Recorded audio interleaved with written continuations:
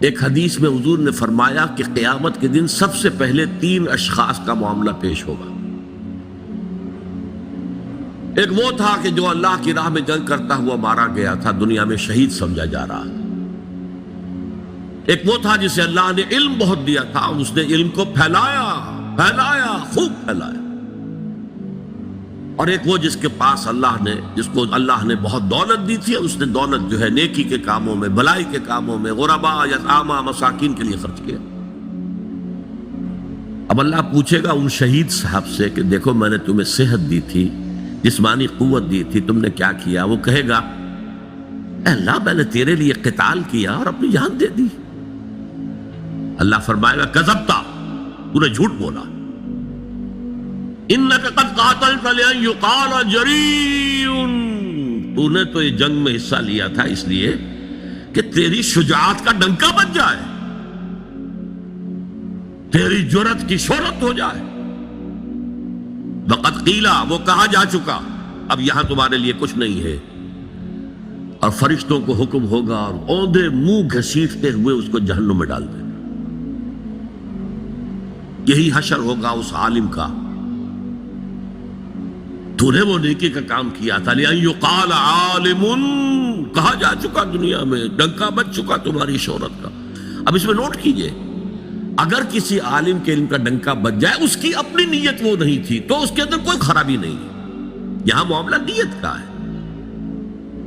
اگر نیت یہ ہو کہ میرے علم کی شہرت ہو جائے، میرے ہاتھ چومے جائیں، مجھے نذرانے پیش کیے جائیں، تو پھر وہی حشر اس کا ہوگا کہ اوندھے منہ گھسیٹ کر جہنم میں ڈال دیا جائے۔ یہی حشر اس سخی کا ہوگا جس نے سخاوت کی تھی، جس کی سخاوت کے ڈنکے بج گئے تھے، اس کا بھی یہی حشر ہوگا۔ تو انما الاعمال بالنیات، اور یہاں نیکی کی بحث میں سب سے پہلے ولکن البر بر من آمن باللہ والیوم الآخر۔ اب جو والملائکۃ والکتاب والنبیین، ان تینوں کو جمع کر لیجئے، اس سے مراد ہے نبوت اور رسالت۔ ملائکہ وحی کا ذریعہ ہے جو انبیاء تک لے کر آتے رہے، اس وحی کا جو ریکارڈ مرتب ہوا وہ کتابیں ہیں، اور جن پر وہ وحی آئی وہ نبی ہے۔ ان تینوں کو جمع کر لیجئے، رسالت، ایمان باللہ، ایمان بالآخرہ، اور ایمان بالرسالت۔ اب اس کا تعلق کیا ہے نیکی کے ساتھ؟ یہ ذرا گہری بات ہے۔ دیکھیے نیکی کا جذبہ بھی، جو انسان کے پیشنز ہوتے ہیں وہ اندھے بہرے ہوتے ہیں۔ پیشنز، جذبات، نیکی بھی ایک جذبہ ہے۔ کبھی یہ جذبہ حد اعتدال سے تجاوز کر کے بدی بنا دیتا ہے، جیسے رہبانیت، ترک دنیا، شادی نہیں کروں گا، گھر گھرستی کا بکھیڑا مول نہیں لوں گا، بس اللہ سے لو لگاؤں گا۔ ظاہر بات ہے جس نے بھی فیصلہ کیا نیکی کے جذبے کے تحت کیا نا، لیکن اس کا جو نتیجہ نکلا اکثر و بیشتر پھر حرام کاری ہوئی۔ آپ عیسائیت کی جو ہے ہسٹری آف کرسچین موناسٹسزم، اس کا مطالعہ کیجئے، انہوں نے خود لکھا ہے کہ بظاہر راہب خانے ہیں، راہب اور راہبائیں رہتی ہیں، اور ان کے تہخانوں میں حرامی بچوں کے قبرستان ہو جاتے تھے۔ یہ نیکی کے جذبے نے بدی کو جنم دیا ہے۔ حضور کے ساتھ ایسا ہوا۔ 3 اشخاص آئے، انہوں نے حضور کی ازواج مطہرات سے معلوم کیا آپ رات کو کتنا وقت نماز میں لگاتے ہیں، آپ مہینے میں کتنے نفلی روزے رکھتے ہیں۔ اب جو کچھ انہیں بتایا گیا، حضور کی زندگی کھلی کتاب تھی، بتا دیا گیا اتنا عرصہ جو ہے آپ رات کو تہجد پڑھتے ہیں، بتا دیا گیا مہینے میں اتنے روزے رکھتے ہیں۔ انہوں نے اسے کم سمجھا، فتقالوہا، قلیل سمجھا کہ یہ تو زیادہ نہیں ہے، ہمارا تو خیال تھا کہ آپ ساری رات ہی کھڑے رہتے ہو،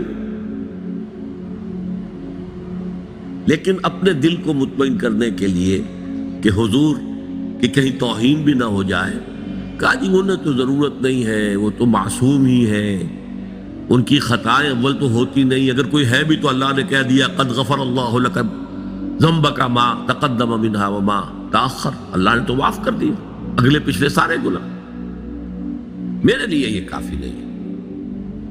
ایک نے کہا میں پوری رات عبادت کروں گا، اپنی کمر بستر سے نہیں لگاؤں۔ دوسرے نے کہا کہ میں ہمیشہ ہر روز روزہ رکھوں گا، کبھی افطار نہیں کروں گا۔ تیسرے نے کہا میں کوئی شادی بیاہ نہیں کروں گا، یہ ککیڑ میں نہیں پڑھوں گا میں۔ حضور کو خبر ہو گئی، آپ نے طلب فرمایا اور غصے کے انداز میں وہ الفاظ کہے کہ جو حضور سے بالکل متوقع نہیں۔ واللہ انی لاتقاکم واخشاکم، خدا کی قسم میں تم سب سے زیادہ متقی ہوں اور سب سے زیادہ اللہ سے ڈرنے والا ہوں، لیکن میرا طریق یہ ہے کہ میں رات کو سوتا بھی ہوں اور نماز بھی پڑھتا ہوں، میں روزہ رکھتا بھی ہوں، ناغہ بھی کرتا ہوں، میں نے شادیاں کی ہیں، متعدد ازواج میرے گھروں میں ہیں۔ فمن رغب عن سنتی فلیس منی، جو بھی میری سنت سے ہٹا وہ مجھ میں سے نہیں ہے، میرا امتی نہیں ہے۔ تو نیکی کا جذبہ بھی حد اعتدال سے تجاوز کر کے بدی کو جنم دے سکتا ہے۔ ایک صحابی، نوجوان صحابہ میں سے عبداللہ ابن عمرو ابن العاص، عجیب یہ بات ہے کہ باپ جو ہے بہت بڑا سیاستدان، بہت بڑا جری سپہ سالار، بہت بڑا حکمران، حضرت عمرو بن العاص، بیٹا نہایت زاہد و عابد، مرتاس، زاہد مرتاس، ساری رات کھڑے ہیں، بستر سے کمر ہی نہیں لگائی، ہر روز روزے سے۔ یہ خبر دی گئی حضور کو تو آپ نے طلب فرمایا یا عبداللہ اولم اخبر انک تقوم اللیل وتصوم النہار، اے عبداللہ مجھے یہ خبر نہیں دی گئی ہے، یعنی یہ بات جو ہے صحیح ہے کہ نہیں کہ تم ساری رات عبادت کرتے ہو، ہر روز روزہ رکھتے ہو؟ کیا کہہ سکتے تھے؟ بلا یا رسول اللہ، حضور ایسا تو ہے۔ فرمایا لا تفعل، ہرگز ایسا مت کرو، فإن لزوجك عليك حقا وإن لزورك عليك حقا بل إن لنفسك عليك حقا، تمہارے نفس کے بھی تم پر حقوق ہیں، تمہارے بیوی کے بھی تم پر حقوق ہیں۔ ان کی زوجہ سے کسی نے پوچھا تھا تم ہمیشہ میلی کچیلی رہتی ہو، کبھی ہم نے تمہیں کسی اچھے لباس میں کس کوئی جسے سنگھار کہہ دیتے کہ یہ بھی نہیں دیکھا؟ تو ان کا کہ مجھے کیا غرض ہے، تمہارے بھائی کو تو مجھ سے کوئی غرض ہے ہی نہیں، میں کس کے لیے بناؤ سنگھار کروں؟ یہ بھی الفاظ آتے ہیں۔ فرمایا ہرگز مت کرو، میں تو کرتا ہوں، میں روزے بھی رکھتا ہوں لیکن نہیں بھی رکھتا، میں نماز پڑھتا ہوں لیکن سوتا بھی ہوں، میری بیویاں ہیں متعدد، تو میری سنت اگر تم نے چھوڑ دی تو تمہارا مجھ سے کوئی تعلق نہیں ہوگا۔ اس کا مطلب کیا ہوا؟ تو سما نیکی کا ایک ماڈل بھی سامنے رہنا چاہیے جس میں توازن ہو، اعتدال۔ انبیاء وہ توازن پیش کرتے ہیں اپنے کردار اور شخصیت کے ذریعے سے۔ وہ جو فرمایا گیا لَقَدْ كَانَ لَكُمْ فِي رَسُولِ اللَّهِ أُسْوَةٌ حَسَنَةٌ، تمہارے لیے اللہ کے رسول کی شخصیت میں ایک اچھا نمونہ ہے، یہ نمونہ معتدل ہے، متوازن ہے۔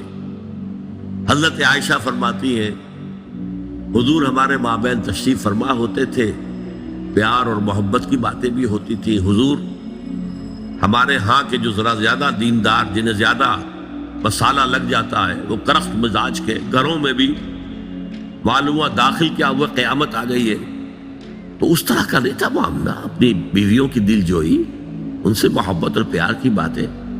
لیکن حضرت عائشہ فرماتی ہے کہ ہمارے درمیان بیٹھے ہوتے تھے اور پیار و محبت کی گفتگو ہو رہی ہوتی تھی، اذان کی آواز آتے ہی ایسے ہی اٹھ کر چل دیتے تھے جیسے ہمیں جانتے بھی نہیں کہ ہم کون ہیں۔ یہ توازن پیدا کرو. ترک دنیا نہیں، دنیا میں رہو اور پھر وہ کردار پیش کرو جو محمد نے پیش کیا صلی اللہ علیہ وسلم اور آپ کے صحابہ نے پیش کیا. دنیا میں رہتے ہوئے ترک دنیا.